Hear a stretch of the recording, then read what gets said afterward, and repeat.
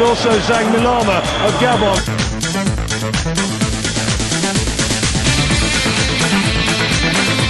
Pierre-Emerick Aubameyang, la frappe et ça.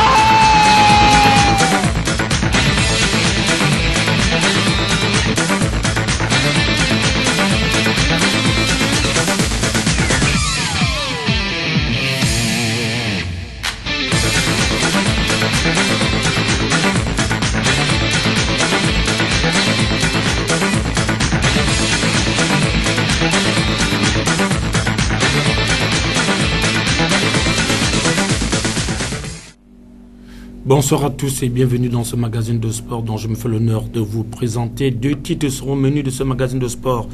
De ce soir, on va parler d'arts martiaux avec la boxe, avec ce tournoi de présélection organisé par la Fédération gabonaise de boxe, 4 provinces, et y participent. On parle de football avec une seconde étoile qui s'ajoute aux couleurs des Bleus dont on parlait l'équipe nationale de France après sa victoire en finale de la Coupe du Monde 2018 face à la Croatie. Score final 4-2. Pour en parler ce soir, je suis avec Yasser Nicolandon de la rédaction sportive du TVS. Bonsoir Yasser. Bonsoir. Avant que de vous développer tout cela en images, bien évidemment, Monsieur David Mitola, c'est quand vous voulez.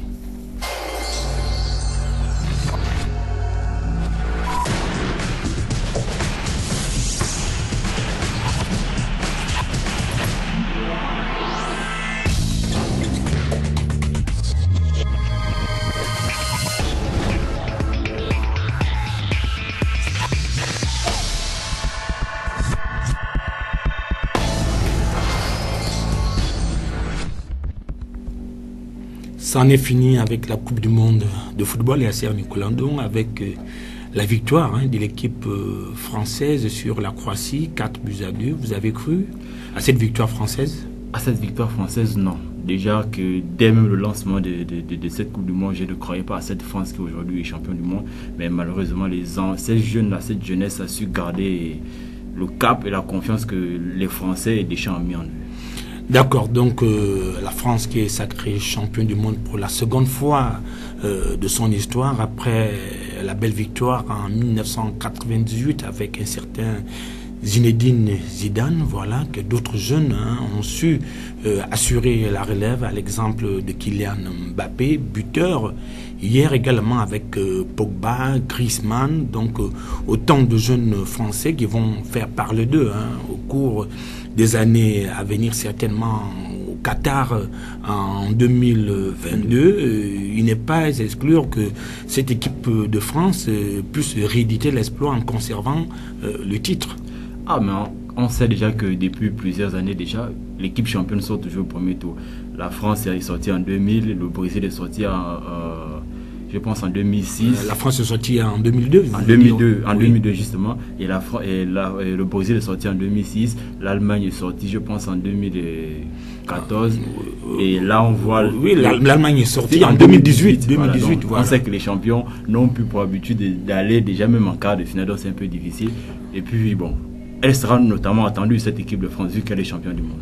D'accord, donc on va parler tout au long de ce programme, le temps pour nous d'aller du côté du Palais de Sport de Libreville où le ministre actuel de la Jeunesse des Sports, à savoir Alain-Claude Billy-Bizet, a reçu la presse sportive, occasion pour ce dernier de discuter ensemble avec ces journalistes sportifs qui, au fil du temps, commentent des grands événements sportifs aussi bien au Gabon qu'à l'extérieur. Le reportage est signé du rugissement de notre équipe de rédaction.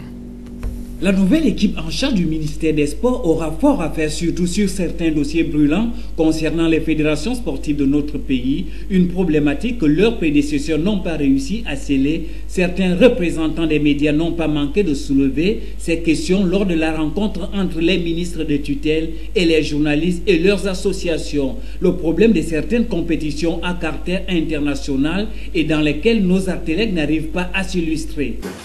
Monsieur, je passe sous votre contrôle. Si on voit les moyens colossaux mis en place pour l'organisation de cette course, c'est finalement une course de prestige. Je parle de la même chose pour le marathon.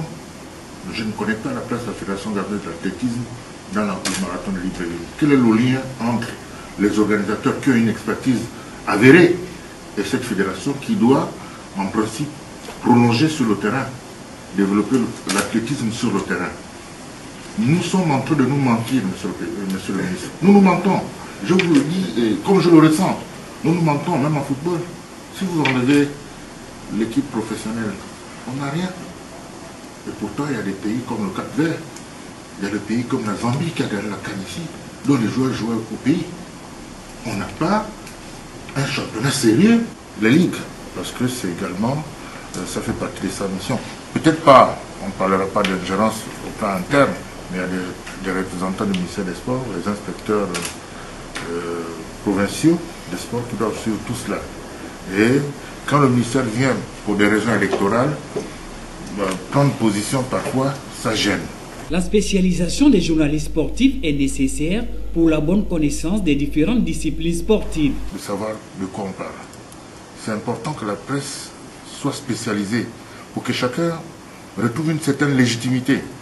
Quand on parle d'athlétisme, il faut on est des experts dans notre métier, parler d'athlétisme. Or, on parle de tout. Parfois, on n'a pas la légitimité auprès de nos sources parce qu'on parle de tout. Il y a des journalistes qui vous parlent seulement de l'athlétisme dans le continent, voire dans le monde. Seulement. Ça veut dire que les sources les regardent avec beaucoup d'attention. Il y a des journalistes qui ne parlent que de football. À notre niveau, c'est trop généraliste. C'est trop généraliste. Vous allez peut-être nous aider par le biais de l'association, et c'est là où on peut interpeller la tutelle, le ministère des Sports, pour aider peut-être à ces associations de multiplier les formations pour que nous ayons des outils pour parler de sport de façon objective. Le monde sportif gabonais qui apprécie d'ores et déjà les premières manches de l'équipe ministérielle attend voir l'aboutissement de tous ces dossiers. Une rencontre qui, bien évidemment, a tenu toutes ses promesses avec la présence de plusieurs journalistes sportifs. Monsieur Yasser Nicolandon, est-ce que finalement le mal du sport à l'échelle nationale n'est pas imputé aux journalistes qui font très souvent ce que l'on appelle dans le jargon le sale boulot? J'ai envie de dire que si les journalistes gabonais font peut-être avec ce qu'ils ont. Voilà, Billy Binze aujourd'hui, ce qu'il fait n'est pas mauvais en tant que ministre en charge de la jeunesse et du sport.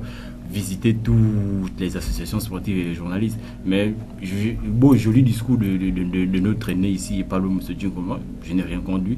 Mais quand il parle des séminaires et autres ici, mais j'ai envie de dire que ce sont ces mêmes-là qui bloquent peut-être même la formation de certains journalistes. Beaucoup d'entre nous ne reçoivent pas peut-être ces informations, ou bien cette formation-là, parce que eux, ils y vont avec ceux-là qu'ils ont déjà mis en place. Donc, joli discours, mais vraiment, il faut que tout ce qui s'est dit là-bas se mette en place. Et la formation des journalistes, d'accord, mais quant à l'organisation même des événements sportifs, on constate également que ce sont des mêmes journalistes qui couvrent les mêmes événements sportifs depuis plus d'une décennie, alors que le Gabon en compte aujourd'hui plusieurs organes de presse. Effectivement, ce sont les mêmes. Quand ils viennent parler comme ça, c'est beau, mais demain matin, quand on va organiser un événement dans le pays, ils seront les mêmes à être premiers s'ils peuvent, je ne dis pas sortir, mais décaler, faire de la place à d'autres. Aux autres. Oui, je pense que ça va aller. À la jeunesse, présentement, qui est en train de faire, c'est pas. Il y a plusieurs organes de presse sur le plan local aujourd'hui qui font leur preuve en matière de sport. Donc, certains de nos aînés gagneraient à associer ces jeunes dans la communication de plusieurs épreuves sportives, notamment, qui ont lieu à travers le pays. Il y a la Tropicale Missa Bongo à venir, il y a plusieurs autres compétitions. Il faudrait qu'il y ait un turnover dans les médias en matière de couverture médiatique des événements sportifs à caractère internationaux. On reste dans le domaine sportif, on va tout de suite du côté de l'INJS, dans le 5e arrondissement de la commune de Libreville, où la Caisse nationale de sécurité sociale innove avec des activités physiques et sportives et dénommée Journée No Stress en fin de semaine dernière. Donc vendredi dernier, il était question pour ces agents de se rendre nombreux à l'Institut national de la jeunesse et des sports pour prendre part à cette seconde journée qui a lieu tous les premiers vendredis du mois. Reportage mis en image par Régis Kumba. Comme le dit si bien une maxime bien connue, un esprit sain dans un corps sain, les employés de la Caisse nationale de sécurité sociale l'ont si bien compris, partant de ces cadres jusqu'aux agents moyens, en instaurant au sein de cette entité une journée sportive dénommée No Stress, laquelle se déroule tous les premiers vendredis du mois. Pour cette seconde journée, l'activité physique et sportive s'est focalisée sur les ateliers pratiqués lors de la première journée, à l'exemple de la randonnée pédestre sur un parcours d'1,5 km, des exercices physiques et aérobiques, ainsi que le football.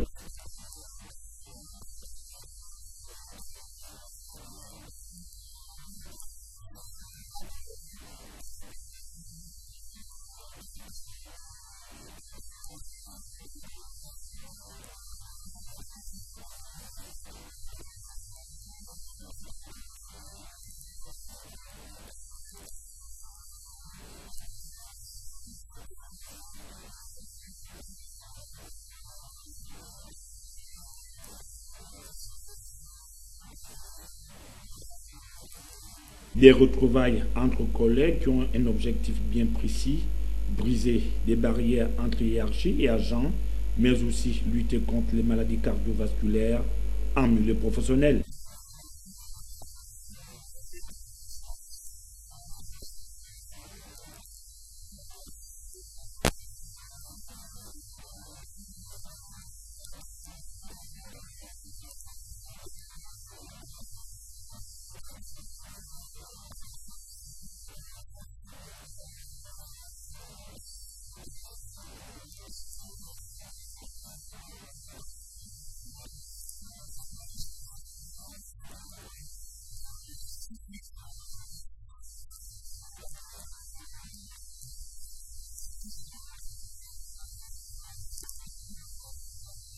Des activités sportives qui se tiennent simultanément à l'intérieur du pays, dans les régions où cette entité est représentée.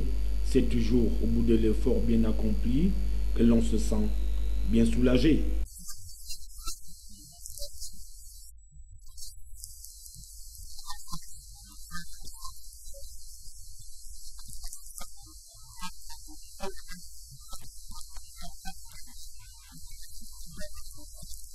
Après cette activité physique et sportive, laquelle a été nourrie des étirements et autres exercices permettant une bonne circulation sanguine chez les agents, place désormais au week-end avant la reprise des activités professionnelles en toute quiétude. Très belle initiative du docteur Nicole Christiane Asselé, mais seulement le plus souvent des activités qui sont mises en route et ne sont pas souvent suivies. Elle a mis une activité similaire lorsqu'elle était au ministère de la Jeunesse et des Sports. Aujourd'hui, elle est partie du ministère des Sports pour la CNSS. Aujourd'hui, l'actuel ministre des Sports ne semble pas s'accommoder à cette mesure. Peut-être que c'est trop lui demander.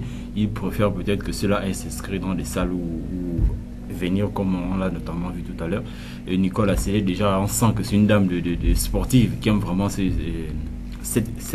métier-là. Donc là où elle passe, elle laisse forcément des traces. On a notamment vu au ministère de la Jeunesse et des Sports aujourd'hui, dans ses nouvelles fonctions, elle continue avec les mêmes activités. D'accord, donc nous espérons que le jour où le docteur Nicole Christiane Asselé partira de la CNSS, cette journée restera pérenne. Ce n'est pas pour nous un vœu de notre part pour qu'elle parte de la CNSS, mais nous disons qu'une journée similaire avait déjà été initiée du côté du ministère de la Jeunesse et des Sports, mais qu'aujourd'hui n'existe que de nom. Nous changeons de discipline à présent pour parler des arts martiaux avec la 6e édition de la Coupe de Maître Zamba, donc les hostilités qui ont démarré il y a de cela quelques jours. Mais bien avant le démarrage de ces hostilités, il était question pour le comité en charge de cette organisation d'aller procéder au nettoyage du tombeau du regretté Maître Zamba, assis au cimetière de Lalala. Reportage. La 6e édition de la Coupe Maître Nzamba Moueti a débuté par le dépôt de la gemme de fleurs au cimetière de Lalala, suivi d'une messe de requiem à la paroisse Saint-Michel d'Nkebo. La grande journée des combats a eu lieu au Britannique militaire de Libreville, sous le regard averti du président de l'AMPAD, Maître Grégoire Arnaud Bakita Mombo, et de plusieurs invités, avec la participation de 19 équipes, soit un total de 120 combats, toutes catégories confondues. Dans une ambiance monstrueuse, les combats entre vétérans ont donné un aspect particulier à cette 6e édition, très riche en émotions. Au thème des combats, c'est le club de Nzim Family qui est sorti vainqueur de cette coupe, suivi de Missile et de Yon. Une note de satisfaction pour le président de l'Impact, principal organisateur de cet événement. Le feu grand maître de Mamouti s'est très bien déroulé. Nous avons assisté à des très bons combats de haut niveau. Et la particularité de cette coupe a été la participation des vétérans internationaux ainsi compétiteurs qui ont brillé par leur technique, leur technicité et de leur savoir-faire sur le plan du combat. Ces anciens sont venus rehausser cette compétition. Et à travers l'enseignement de Maître Nzamba, qui était un homme rassembleur, un homme très social, un homme technique, nous avons vu ici beaucoup de maîtres qui sont venus magnifier cet enseignement.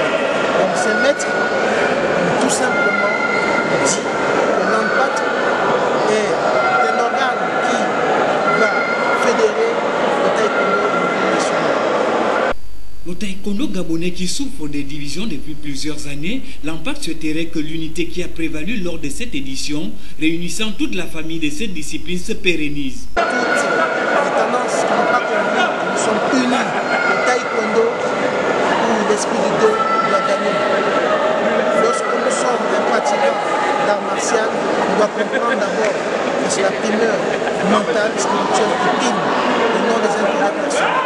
Donc ces anciens internationaux sont venus montrer par des gros d'abonnés qu'il n'y a qu'un seul art qui mais l'Impact c'est une grande famille, c'est une très grande famille et nous demandons tout simplement à toutes les soi-disant tendances de ne pas se confondre dans les différences parce qu'on est ensemble grâce au taekwondo qui gagne. Donc l'association nationale pour le taekwondo invite tous les pratiquants du taekwondo à parler d'une seule voix. Nous pratiquons un seul art qui est le taekwondo. C'est pourquoi nous avons comme uniforme de bord gris blanc, blanc comme la sainteté, blanc comme lui. Il faut noter la présence des disciplines sœurs comme le full contact qui ont eu à rehausser par une très belle prestation de démonstration des katas. La cérémonie s'est achevée par un apéritif offert par le bureau de l'Impact.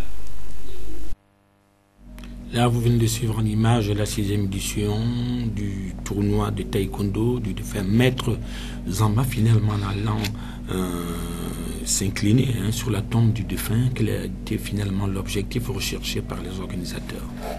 L'objectif en allant s'incliner à sa dernière demeure aujourd'hui, je pense, était d'abord pour prendre une bénédiction. Oui. Une bénédiction, on sait aujourd'hui que Maître Nzamba était le père de tous ces maîtres qui sont déjà aujourd'hui. Donc il fallait aller là-bas et s'incliner, au vu que cette compétition puisse se passer dans de très bonnes conditions, chose qui s'est d'ailleurs fait. On n'a pas enregistré d'accident à cette compétition. Nous sommes africains, nous sommes gabonais, on connaît tous un peu les traditions. Est-ce que cette compétition a réuni aussi bien les athlètes de Libreville que ceux de l'intérieur du pays? Bon, normalement c'était prévu, mais vu les moyens de déplacement, ce sont normalement les athlètes de Libreville qui étaient en majorité présents à cet événement. D'accord, donc on va vous laisser suivre quelques réactions au sortir de cette 6e édition de la Coupe de Taekwondo de fin Maître Nzamba. On va suivre Maître Périni, qui est un ancien international de Taekwondo, qui s'exprime ici au micro de Ulrich Sima. Je dirais d'abord que je suis très honoré parce que j'ai été invité en tant qu'ancien taekwondo à venir faire les combats de démonstration que nous amusons entre anciens. Et ce genre d'initiative est très souhaité. C'est très souhaité. Donc vraiment je félicite les organisateurs de cette compétition. C'est pour promouvoir le taekwondo japonais. Et vraiment ça nous a fait honneur de pouvoir venir parmi. Mon nom c'est Maître Périni. Je suis dans le taekwondo depuis l'âge de 6 ans, 7 ans. Je fais partie des plus jeunes de ce noirs. Mes maîtres les plus anciens c'est Maître Lomo, Maître Magoumou, Maître Chaka et le défunt Maître Nzamba et Maître Aouret. Donc en général je dirais que ceux qui sont dans le taekwondo, plus ou moins j'ai été bien parce que moi j'ai eu la chance de commencer chez les jeunes à 105 taekwondo minimum. fait partie des premiers à remporter la Coupe des demi-champions. Je suis rentré à la compétition, j'avais 14 ans, 15 ans.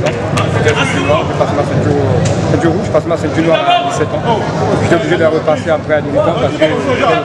Je ne savais pas en plus de je suis le plus jeune.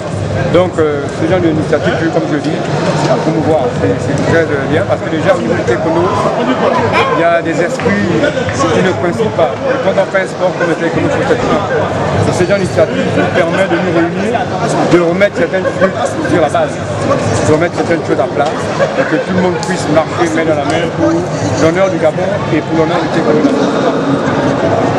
Quel souvenir gardez-vous de Maître Nzamba, comme vous avez peut-être connu? Nzamba, c'était mon maître à 105. Comme je dis, tous ces grands maîtres aujourd'hui qui ont fait les clubs à travers le pays sont tous de 105. 105 était la maison mère. Donc Maître Nzamba était mon maître. Je le reconnais toujours comme un grand maître parce qu'il était bien dans la technique de base, il prenait bien la base. Et au taekwondo, si tu n'as pas la base, tu peux devenir un bon maître. Tu peux devenir un bon combattant. Parce que tout d'abord part de la base. C'est comme une maison. Si le soubassement n'est pas bien formé, n'est pas bien fait, et forcément vous n'aurez rien. La maison va s'écrouler devant vous. Donc Maître Nzamba a vraiment eu cette grâce qu'il nous a donnée, faire la base, faire asseoir la base du taekwondo. Et il a ouvert après plusieurs clubs. Et c'est ces clubs que je le redis parce que je me rappelle qu'aujourd'hui maintenant, à l'époque c'était 105 qu'il y avait plus de lèvres au niveau de l'équipe nationale. Aujourd'hui je trouve là aussi plus de lèvres de l'Impact. Et ça fait plaisir de Maître Nzamba aujourd'hui que décédé. Tout ce que j'ai réussi de faire Maître Nzamba, c'était déjà un homme humble, un rassembleur, quelqu'un qui a participé à l'évolution du taekwondo au sein du Gabon. Le défunt Maître Nzamba, c'est le fondateur des écoles Panthère, donc il fait partie des piliers, des doyens, de ceux qui ont installé la discipline coréenne que le taekwondo au Gabon. Et aujourd'hui, c'est un honneur pour moi, en tant que président de la Ligue de taekwondo de l'SUR, d'organiser en collaboration avec l'association AMPAD la 6e édition de la Coupe dédiée à son nom. Et c'est une réussite, c'est une grande fierté parce qu'on a voulu appeler aussi les anciennes gloires du taekwondo gabonais, les anciens internationaux. Vous avez vu des rencontres des anciens comme Péréni, comme Lafleur, comme Assogo, comme Ebele. C'est les anciennes gloires du taekwondo gabonais qui sont venus aujourd'hui honorer de leur présence, de leur participation, la mémoire de ce grand homme qui fut Nzamba Mouti Guinoël. L'enseignement de Maître Nzamba était un homme rassembleur, un homme très social, un homme technique. Nous avons vu ici beaucoup de maîtres qui sont venus magnifier cet enseignement. Nous quittons le gymnase du Britannique militaire de Libreville pour notre compétition de taekwondo. On va parler là de la 3e édition du Razorback. Il était question pour des organisateurs de pouvoir se préparer en vue de cette 3e édition d'un tournoi de taekwondo dénommé le Razorback. Cette année, la grande attraction était sur quoi? C'est la 3e édition de l'Inter-Razorback et cette édition a vu pour objectif déjà de promouvoir les jeunes athlètes en herbe et notamment revenir sur les pouncés et les katas et tout ça. D'accord, bien avant cette compétition, les organisateurs sont allés organiser un stage de recyclage destiné aux différents athlètes qui devaient prendre part à cette compétition. Je vous invite à suivre ce reportage. Donc il est question aujourd'hui de faire un petit recyclage pour rappeler les règles afin que la compétition se passe dans de bonnes conditions. Parce qu'une compétition se passe avec les arbitres. Donc si les arbitres ne sont pas compétents, la compétition peut ne pas être intéressante parce qu'il y aura des gens qui trouveront qu'ils ont été battus injustement. Et c'est pour cette raison que nous avons fait appel aux meilleurs, n'est-ce pas, de la province, peut-être même du Gabon. Donc ce stage, il concerne 2 volets. Il y a le volet yogi, c'est-à-dire le combat. Donc c'est ce qui venait de se passer tout à l'heure. Et maintenant, après, nous allons passer au stage Poumsé, parce que dans ma compétition, il y aura également une compétition Poumsé. Et là, il est question de rappeler aux arbitres les critères de notation, n'est-ce pas, les attitudes à adopter, comment noter. Nous restons sur le taekwondo avec le tournoi Razorback qui, cette saison, était dans sa 3e édition. Direction l'école publique d'Nzayon 1 où 17 clubs prenaient part à cette compétition qui finalement a été remportée par la formation. Vous avez les détails? Chez les hommes, le Razorback a remporté l'épreuve. Chez les dames, des Ndim Family et Ban Ki-moon. Chez les dames, Razorback revient encore en première position. D'accord, donc Razorback organise sa propre compétition et la gagne. Donc on va tout de suite aller du côté du 6e arrondissement de la commune de Libreville. Vous proposez en image cette 3e édition du tournoi dénommé Razorback. Pari tenu, pari réussi. Le comité d'organisation de l'Inter-Razorback, dans sa 3e édition, a honoré à son rendez-vous du 14 juillet prévu à l'école publique Nzayon 1. Avec 17 clubs en lice, 50 athlètes, 3 catégories, Benjamin, cadette et junior, le public pouvait donc assister avec aisance aux différents combats.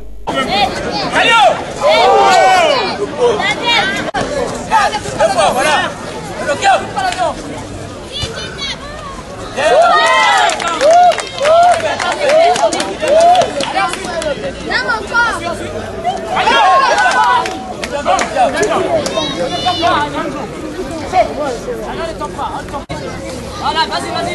Allez, hop. 2 fois. Allez, voilà, c'est bien. Voilà, c'est bien. Et on le coupe pas.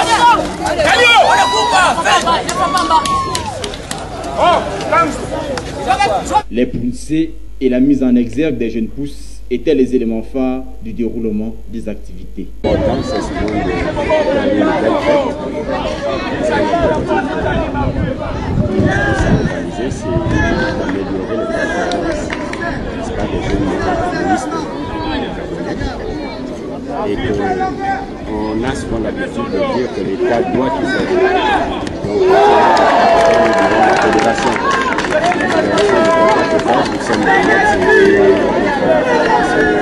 nous sommes arrivés à un niveau où nos jeunes frères, nos enfants et même arrière-petits-fils puissent dépasser ce niveau pour que plus tard, pourquoi pas la meilleure équipe d'Afrique. La particularité de cette édition, c'est que pour celle-ci, les policiers ont été accentués. Nous avons eu beaucoup plus de participants en policiers et ça me fait plaisir parce que l'objectif même c'était de rappeler à tous les pratiquants de taekwondo que le combat n'était pas la finalité. On voulait se faire un nom, même dans les policiers. Donc les policiers sont effectivement la base du taekwondo. En cette journée riche en activités de la pratique du taekwondo, la première place chez les hommes a été occupée par le club Razorback, suivi d'Ndim Family et Dynamique TKD. Chez les femmes, l'association Razorback Récidive, Ban Ki-moon accroche à la 2e place et Elinbia ferme la marche du podium. Nous restons toujours sur les tatamis, direction la plage du lycée national Léon-Bas de Libreville qui a abrité une compétition organisée par la maison Schumer avec 14 équipes venues des différents arrondissements de la commune de Libreville. Cette compétition, autant pour moi, cette toute première compétition qui regroupe autant pour moi 14 équipes a été remportée par le club Young. Vous en connaissez? J'en ai entendu parler. J'ai entendu parler. Donc, le club Young a remporté cette première édition d'une compétition dénommée Schumer Taekwondo, organisée du côté de la plage du lycée national Léon-Bas. Le reportage est signé de Ulrich Simela.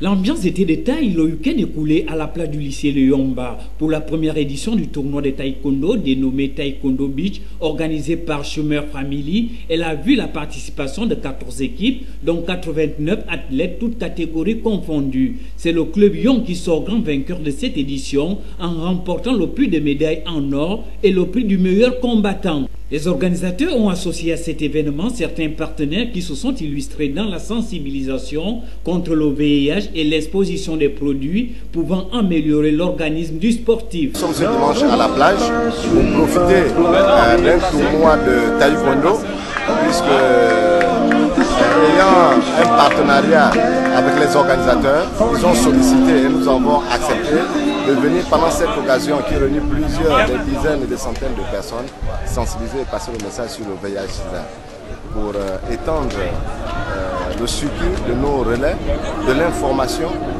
afin que cette maladie vraiment soit jugulerée. Je suis partenaire Forever. Alors Forever prend part à cet événement parce que Forever accompagne les sportifs en leur proposant des produits qui permettent aux sportifs d'aller encore plus haut, encore plus loin, en bonne santé et en forme. Aujourd'hui particulièrement, nous faisons la promotion de Archipus, qui était partenaire du mondial de football 2018 en Russie cette année.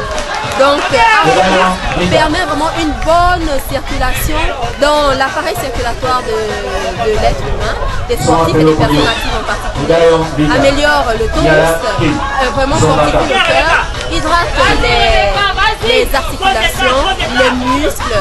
Vraiment, il est bon, il nous redonne de l'énergie, il est aussi bon pour la libido. Donc, nous avons aussi des produits non buvables. Nous avons des barres protéinées pour les sportifs et les personnes actives. Nous avons des bombes de massage à chaud et à froid. Alors, Forever accompagne les sportifs, accompagne les personnes actives, accompagne tout le monde pour une meilleure santé. Les organisateurs n'ont pas manqué d'expliquer le bien fondé de cette compétition qu'ils considèrent comme un art de développement du taekwondo au Gabon. De promouvoir le taekwondo, montrer qu'en dehors de notre tenue traditionnelle qui s'appelle le bok, le haut, le bas, on peut être décontracté, on peut être à la plage, on sort un peu d'item avec des t-shirts et les bas de bok blancs toujours et les protections qui vont avec. C'est une façon de mettre les athlètes en jambes pour pouvoir les stimuler pour les prochaines compétitions qui arrivent, une sortie nationale et internationale. La remise des récompenses a mis fin à cette première édition en présence de la famille Schumer. Le rendez-vous est pris pour l'année prochaine. Donc le taekwondo, qui est beaucoup pratiqué en ce moment à Libreville, donc on peut dire que la hache de guerre est définitivement enterrée au sein de la Fédération gabonaise de taekwondo. La hache de guerre est définitivement enterrée. Mais oui, avec à 80%, quand on sait qu'aujourd'hui, avec ces compétitions qui sont organisées ça et là. Ces compétitions qui sont organisées ça et là sont des initiatives, j'ai envie de dire, de certains des individus. On a vu le Réservoir notamment avec son président d'association. L'Ampat l'a fait récemment avec son président aussi d'association. Aujourd'hui, voilà encore d'autres qui s'élèvent pour organiser. Mais la fédération elle-même, je pense, elle a endormi aujourd'hui. C'est vrai qu'il y a un présent qui est là pour la normalisation. D'accord, donc nous attendons de plein pied voir des actions posées par le président qui assure l'intérim au sein de cette fédération gabonaise de taekwondo pour mettre en place des jalons qui pourront faire en sorte que le taekwondo national puisse sortir à l'échelle internationale, à l'exemple du mérite qu'aujourd'hui du côté de l'Hexagone avec Anthony Obama qui ne cesse de remporter des titres, champion d'Afrique, champion du monde. Donc tout cela c'est grâce au taekwondo. Donc nous allons croire que finalement la hache de guerre sera enterrée au sein du taekwondo national. On change de discipline à présent, on parle de boxe direction le 5e arrondissement de la commune de Libreville, plus exactement au pont de Yayi qui a abrité, juste aux abords du pont de Yayi qui a abrité le tournoi de présélection organisé par la Fédération gabonaise de boxe en vue de la mise en place d'une sélection nationale. Cette compétition a débuté le week-end dernier et va devoir s'achever le 21 juillet prochain du côté du Carrefour Rio. Donc 4 provinces prennent part à cette compétition. Donc il s'agit du Haut-Ogooué, de l'Estuaire, du Moyen-Ogooué et du Wellington. Je vous invite à suivre ce reportage signé de Lurich Sima Ella. Afin de préparer les échéances à venir au plan international, la Fédération gabonaise de boxe que dirige Alfred Bongo a lancé le week-end écoulé sous l'échangeur du quartier Iayi un mini-tournoi de présélection pour la constitution d'une sélection nationale dénommée Gala Box. Les combats programmés servaient de demi-finales qualificatives pour les finales qui auront lieu le week-end prochain au Carrefour Rio. Plutôt le championnat, c'est le devoir régalien de l'État. L'État n'ayant pas de moyens présentement pour organiser le championnat national. Le président de la fédération organise les tournois inter-provinces pour permettre de sélectionner les bons boxeurs. Une compétition qui vient à point nommé sauver le manque d'activité que souffrent les boxeurs gabonais dû aux différents querelles qu'endure cette fédération. Oui, appréciable vu vu la manière dont la boxe était gérée à une période, je vous dirais sincèrement que les gens se sont... Vous avez vu les anciens boxeurs qui avaient pratiquement arrêté et qui reviennent. C'est-à-dire que le niveau, à mon avis, avoir... selon les c'est mieux. Côté que 4 provinces sur 9 ont répondu présent à l'appel de l'équipe fédérale, les autres ayant tout simplement décliné l'appel. Je te dis sympathique, mais si c'est le meilleur. Pour les Kengo, quoi? Tu dis n'importe quoi. Tu n'as pas vu l'action de Cristiano le week-end dernier? Quand il a fait les mêmes trucs, c'est même pas toi déjà. Oh, mais comment c'est ça? C'est comme pas du vrai football. C'est des gars comme Messi. Je ne connais pas. C'est pas comme Messi ça. Combien de ballons d'or? Combien de ballons d'or? C'est n'importe quoi. Mais tu n'importe quoi fait comme ça. Écoute, attends, moi je ne sais pas. Attendez là. C'est quoi? Grand. Quand vous avez l'action que Moulunga a fait au championnat national là. Oh non. Oh, petit. Je te respecte beaucoup. Mais comme pas du vrai football, ne vais pas nous parler du championnat national. Le championnat national que moi je peux marquer plus de 7 000 seul. Bouge.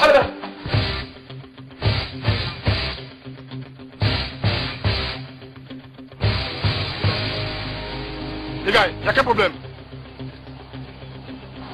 C'est vous qui parlez mal du championnat national. Vous allez voir c'est ici aujourd'hui. Quoi? Eh Big, si c'est le Big, on m'a piqué.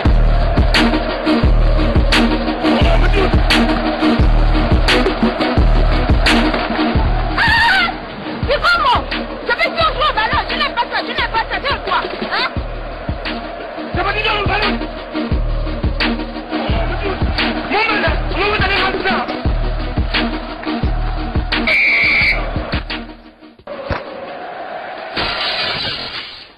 J'ai dit, qui a fait ça? Je veux dire, qui a fait ça?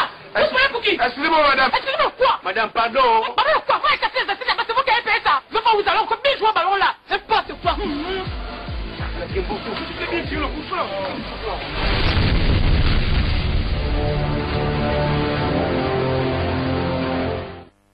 Vous êtes toujours sur TVS, vous voyez le décor a changé. Nous recevons sur ce plateau M. Armel Mvele Ango, chargé marketing de l'Association nationale de footballeurs professionnels du Gabon. Monsieur, bonsoir. Bonsoir. Bienvenue sur le plateau de TVS. Vous organisez à partir d'aujourd'hui une compétition dénommée Moana Foot. Voilà. Pour quel objectif? Durant combien de semaines et combien d'équipes qui prennent part à cette compétition? Alors, merci encore pour l'occasion que vous nous donnez de communiquer sur votre plateau. Alors nous organisons depuis l'année dernière déjà la caravane Moana Foot, dont l'objectif principal est de lutter contre l'analphabétisme. Oui, levez un peu la voix s'il vous plaît. L'objectif principal, je disais, est de lutter contre l'analphabétisme en milieu sportif. Donc le constat général qui s'est fait, c'est que dans notre milieu sportif de façon générale et notre milieu footballistique en particulier, les athlètes sont de moins en moins formés sur l'aspect éducatif.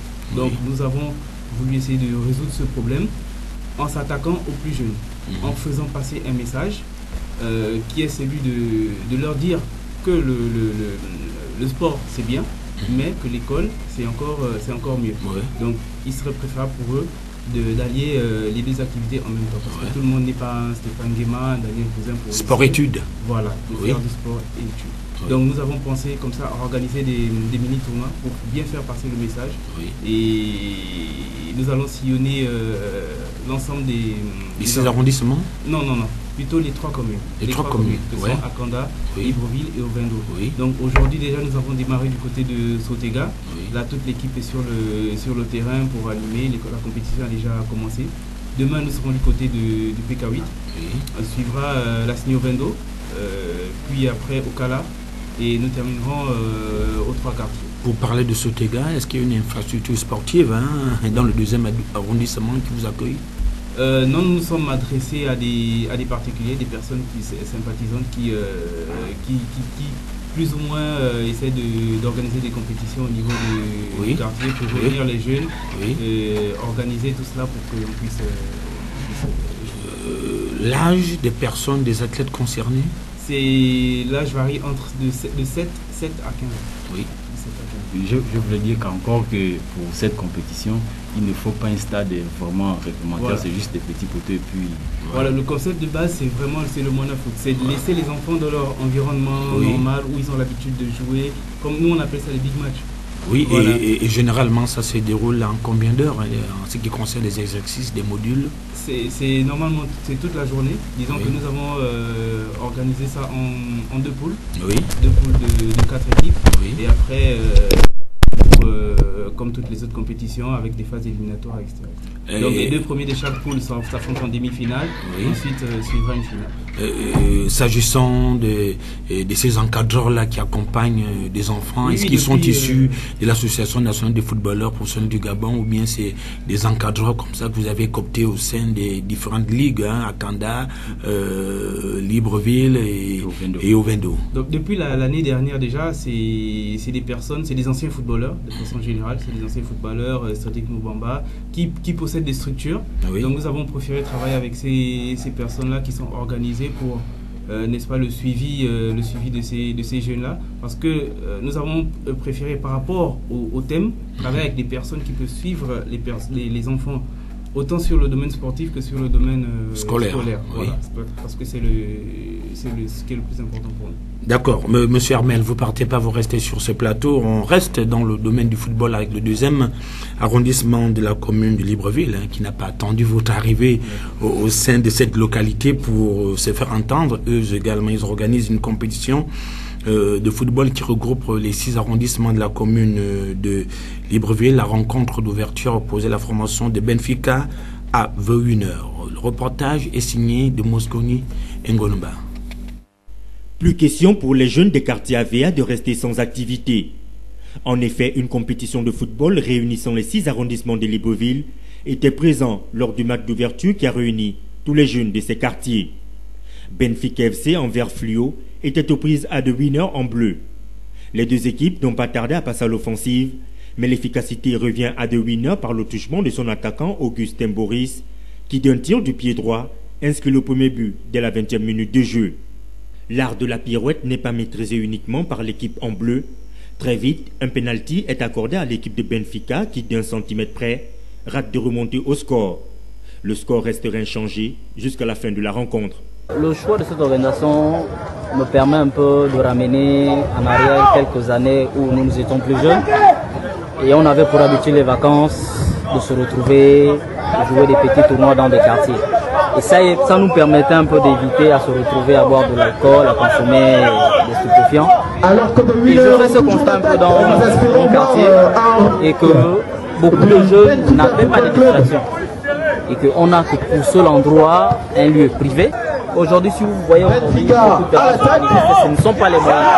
C'est un peu la manière dont les quartiers investissent. C'est-à-dire ici, à travers beaucoup de tournois dans les quartiers, il y a souvent les organisateurs ont souvent des équipes. Mais pour nous, nous n'avons pas d'équipe. Il est strictement interdit dans notre comité d'en avoir une équipe. Donc c'est pour permettre un peu la transparence dans ce tournoi.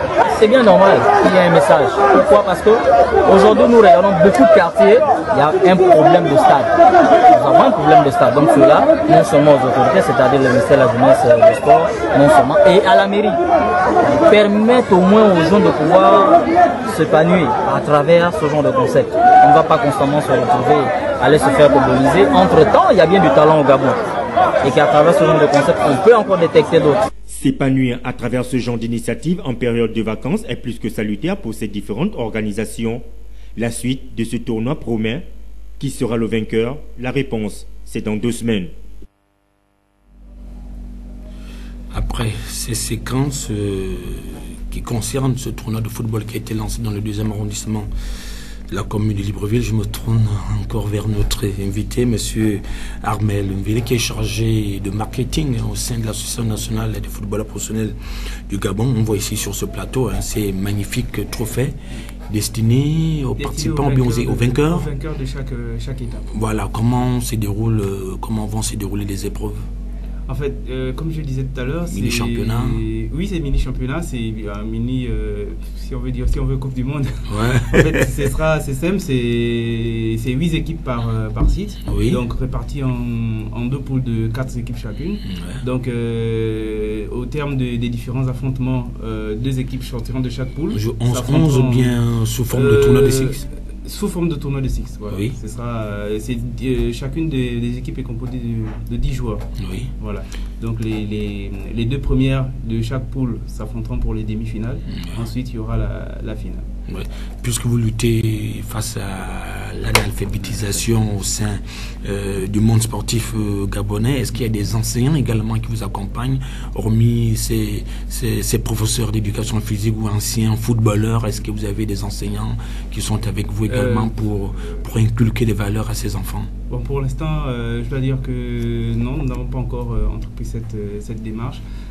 Nous sommes au début et nous travaillons pour l'instant avec plutôt des sportifs qui ont eu la possibilité d'allier les deux, c'est-à-dire qui sont arrivés à un certain niveau d'études tout en pratiquant le football. Voilà. On a des exemples comme ça, tels que M. Paul Kissani par exemple, qui est très représentatif à ce niveau. D'accord. Donc, oui. Est-ce qu'on peut déjà au moins avoir un peu les résultats de la première édition? Si déjà vous lancez la deuxième, c'est qu'on peut saluer la première.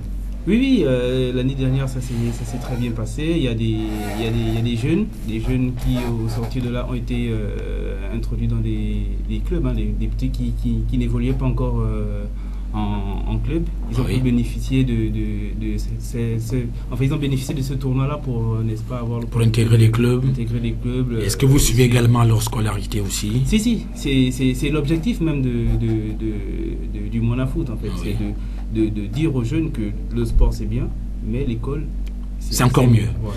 D'accord, donc on reste dans le domaine du football, direction le siège de la Fédération gabonaise de football qui a abrité il y a de cela quelques jours seulement le tirage au sort du tournoi de la montée. Ça concerne les équipes désireuses d'accéder en deuxième division professionnelle du Gabon. Elles sont notamment nombreuses qui ont pris part à ce tirage au sort que je m'en vais vous inviter à suivre en images. Le reportage est signé d'Inès Ngunga Mambo de la Savane.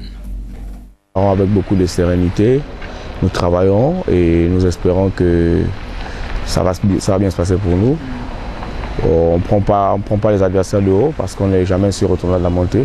On prend les matchs après les matchs et du coup nous restons dans le travail et la concentration. Quand vous jouez un tournoi à l'extérieur, loin de vos bases, vous savez que ça va être difficile. Difficile dans tous les niveaux, c'est-à-dire même avec le public. Déjà, on joue d'entrée 11 étoiles. Si nous gagnons ce match, nous affrontons Bouengidi, qui joue chez eux à domicile.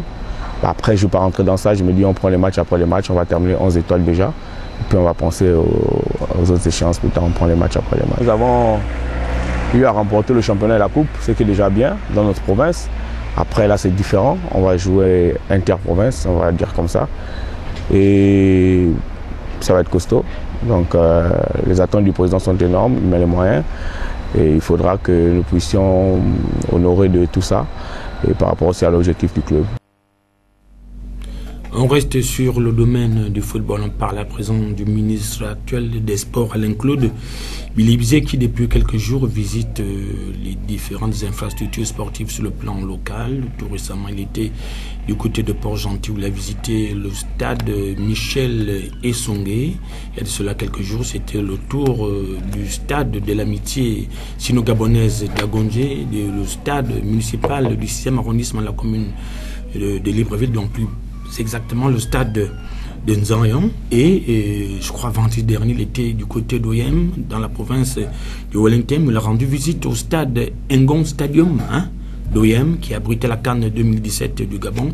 Le constat qui se dégage, les infrastructures ayant abrité la CAN Total 2017 se meurent en majuscule, excusez-moi du terme, mais c'est la réalité. Rien n'est fait. Les agences censées réguler le fonctionnement de ces différentes infrastructures ne font absolument rien. Le stade de Nzanyon, pour ne prendre l'exemple du stade de Nzanyon, qui engrange au fil des semaines énormément de ressources financières. Cet argent, on ne sait pas où ça passe.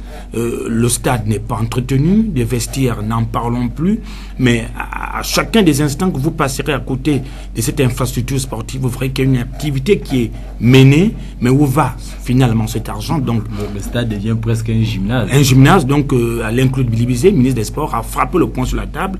Donc certainement dans les jours à venir, la gestion des stades risque d'être retirée à l'agence, l'agence actuelle qui gère ces différentes grandes infrastructures du côté de l'EM. Il y a des arbres qui sortent du terrain de jeu, de l'aire de jeu.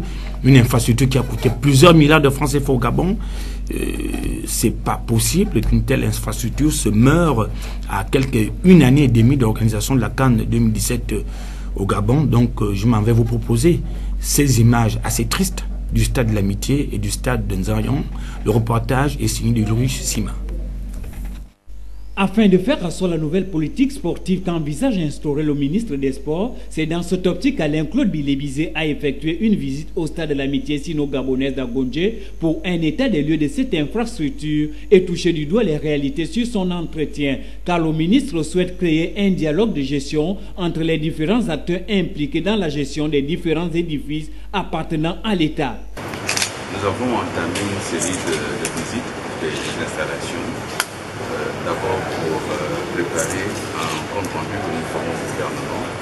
Nous avons reçu un certain nombre d'informations par la presse et par les gestionnaires de cette installation. Des informations qui font état de dégradation d'un certain nombre d'éléments. Qu'il s'agisse des pelouses ou des éléments techniques. Et ces dégradations sont principalement liées à l'absence de ressources pour assurer l'entretien. Nous nous sommes donc rendus compte qu'effectivement, il y a des difficultés. Nous en avons observé déjà à Port-Gentil.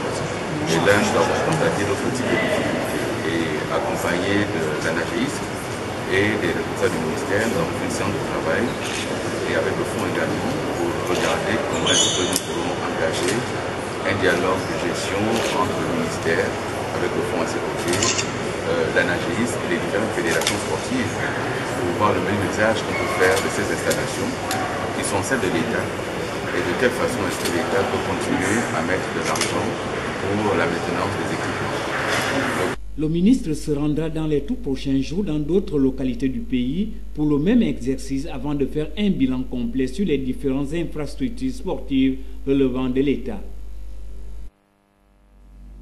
Donc le ministre de la Jeunesse et des Sports, Alain-Claude Bilébizé, qui est du côté de la province du Wellington, dans le cadre de cette même émission. Monsieur Armel Vélé, c'est vrai que vous êtes chargé du marketing au sein de l'Association nationale des footballeurs professionnels du Gabon. Là, vous vous occupez d'une petite compétition destinée aux jeunes, mais lorsqu'on essaie de faire le tour, vous êtes mêlé aussi au football quand même, tout de même. Et que vous voyez des infrastructures comme ça qui se meurent, est-ce que l'Association nationale des footballeurs professionnels du Gabon ne peut-elle pas prendre une position pour emmener l'État à mieux sauvegarder cette infrastructure qui se meurt? Évidemment que l'association des footballeurs fustige de tels comportements, parce que il y va, un stade bien entretenu, c'est un spectacle qui est garanti. Parce que si le stade ne dispose pas d'une qualité qui permette aux joueurs de mieux s'exprimer, ça va dans tous les sens. Donc l'association nationale des footballeurs actuellement mène des actions qui cadrent avec la protection des droits des footballeurs. Et donc évidemment que ça va dans le même sens.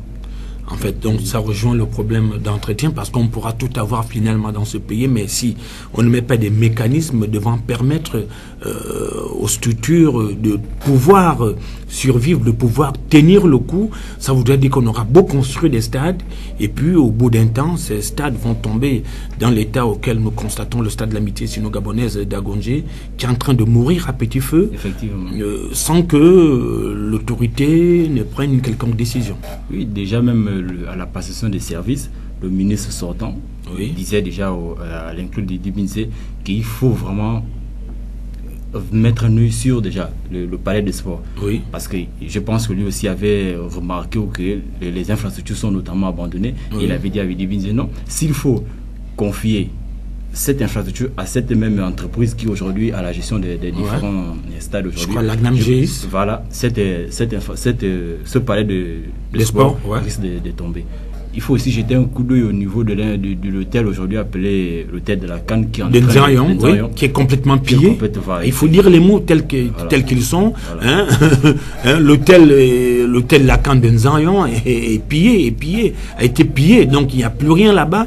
Une infrastructure qui a coûté des milliards à l'État gabonais se retrouve aujourd'hui abandonnée. Donc on est même capable de faire de la chasse sur ce site qui a abrité des équipes étrangères lors de la CAN 2012 au Gabon. Donc c'est autant de gâchis. Autant de gâchis, lorsqu'on parle des mesures d'austérité, je crois qu'il y a lieu déjà de préserver l'acquis que nous détenons déjà, que de jeter l'argent comme ça en pâture et après on va regretter une belle infrastructure comme le stade Ngong d'OM qui est en train de mourir depuis la CAN 2017.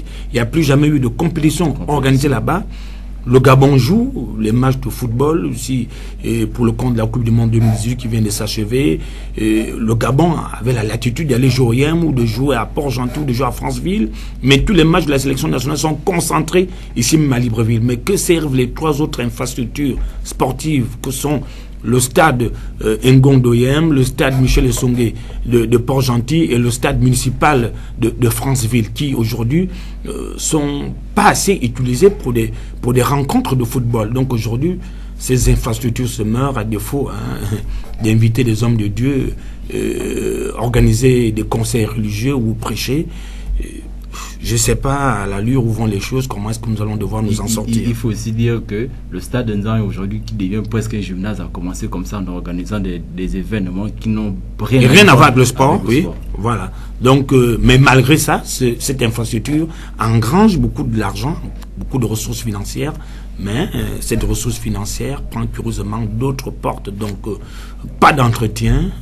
La zone est complètement dans une insalubrité qui dit pas son nom, donc je vais vous inviter à suivre cela. Si vous le souhaitez, vous allez tourner du côté d'Nzan, vous verrez bien que c'est une infrastructure qui commence à tomber en ruine. Donc si rien n'est fait, on va se retrouver comme si l'on n'avait jamais abrité de Coupe d'Afrique des Nations.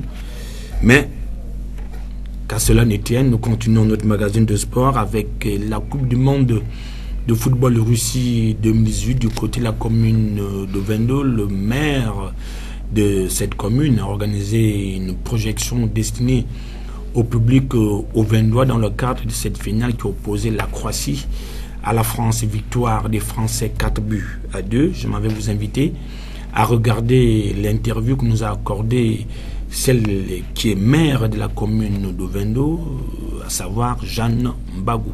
Reportage. Je suis venu suivre la finale sur l'invitation des jeunes de Vendo, plus précisément je crois l'association des jeunes parlementaires qui ont eu l'initiative. À cet effet, je me suis retrouvée ici avec mes camarades comme vous l'avez si bien constaté et nous constatons que c'est vrai que la fin du match n'est pas encore arrivée ou bien on ne l'a pas encore sifflé la fin, mais déjà la France met, ce qui est une bonne chose pour moi parce que je suis fan de la France. Ça, il faut le dire. Donc la France mène déjà 4 buts à 1, soit 3 buts à 0. Cela veut dire tout simplement que c'est la France qui va remporter ce groupe. Et donc je tiens d'abord à féliciter les jeunes parlementaires pour cette initiative qui a réuni les jeunes de notre localité afin d'échanger. Vous savez que le sport rassemble, c'est la politique qui divise. Et là, parmi les jeunes, il n'y a pas de majorité, il n'y a pas d'opposition.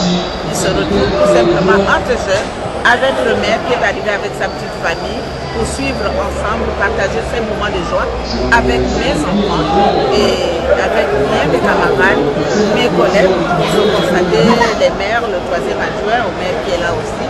Donc, félicitations aux jeunes parlementaires pour cette initiative. Merci aussi pour vous, les médias, qui avez bien voulu nous assister dans cela. Donc, encore félicitations à l'équipe de France. Vive les Bleus! Nous acheminons tout doucement vers la fin de ce magazine de sport. Monsieur Armel Mvélé, un dernier mot avant de pouvoir nous séparer. Et le dernier mot, c'est dire que nous invitons toutes les populations à venir accompagner les enfants, à venir assister nombreux à cette caravane. Voilà, que la fête soit belle.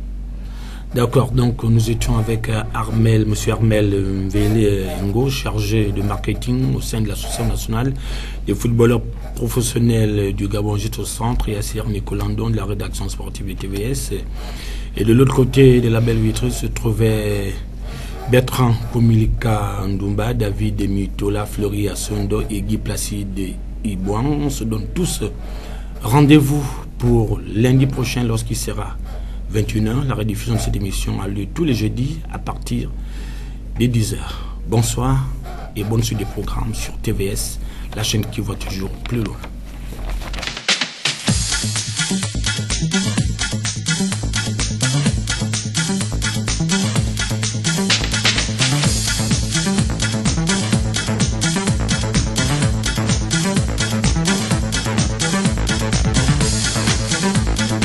And also Zhang Milama of Gabon.